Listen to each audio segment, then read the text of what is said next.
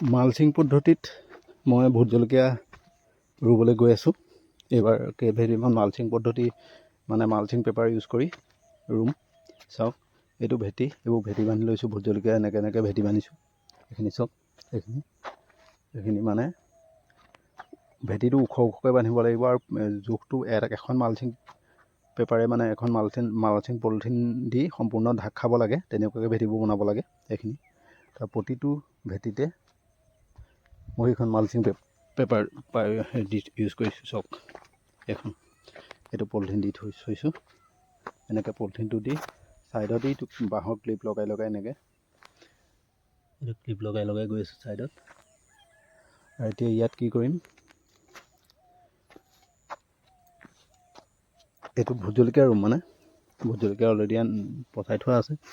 ইয়াত এইটোত এনেকৈ তলত গোবৰ দি থোৱা আছে, গোবৰ আৰু গাঁত খান্দি থোৱা আছে। প্ৰতিটো গাঁতৰ 3 ফুটৰ এটা আছে। প্ৰতিটো গাঁতৰ পলিথিনটো ফুটাই, মানে এইটো ফুটোৱা বিশেষ পদ্ধতি আছে। সেইটো মতে ইয়াত গাঁত কৰি গোবৰ দি থোৱা আছে আৰু পুলিটো ৰোপণ কৰা হ'ব। এইটো হৈছে মালচিং পদ্ধতিত কৰা ভোট জলকীয়া খেতি। এনেকৈ কৰিলে এটাই সুবিধা হয়, ইয়াত সহজে পানীটো বেছি পৰিমাণে নাপায় আৰু লগত বনবাত নিয়ন্ত্ৰণ হয়, মানে বনটো গজি উঠিব নোৱাৰে। নহ'লে বনেৰে ভোট জলকীয়া যিকোনো খেতিতে বহুত অপকাৰ কৰে। গতিকে এনেকৈ কৰিলে কি হয়, বনটো নিয়ন্ত্ৰণত থাকে, মানে বন চিকুণাই থাকিব নালাগে। ভোট জলকীয়া জোপাৰ ওচৰত গুৰিতে এটা দুটা গজিলেও সেইটো উঠাই দিব পাৰি।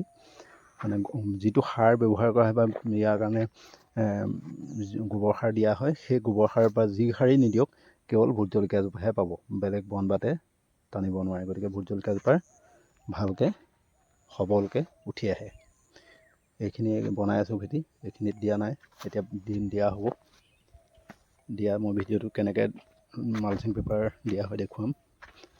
এইখিনি চাওক, এইখিনি গাঁত কৰি থৈছোঁ ভোট জলকীয়াৰ কাৰণে। এইটো এটা গোবৰ দি থোৱা আছে। এইটো গাঁতত এনেকৈ পেপাৰখন দিয়াৰ পিছত এই গাঁতে ফুটা কৰি পুলিটো লগাই দিয়া হ'ব। পুলি 2-3 দিনৰ ভিতৰত লগাম। এইবোৰ ৰেডি কৰি থোৱা হৈছে। এইটোৱে হৈছে মালচিং পদ্ধতিত কৰা ভোট জলকীয়া খেতি। পাছত মই ভিডিঅ' কৰি দেখুৱাম, তেতিয়া হৈ থাকিব। এনেকৈও কৰিব পাৰে ভোট জলকীয়া।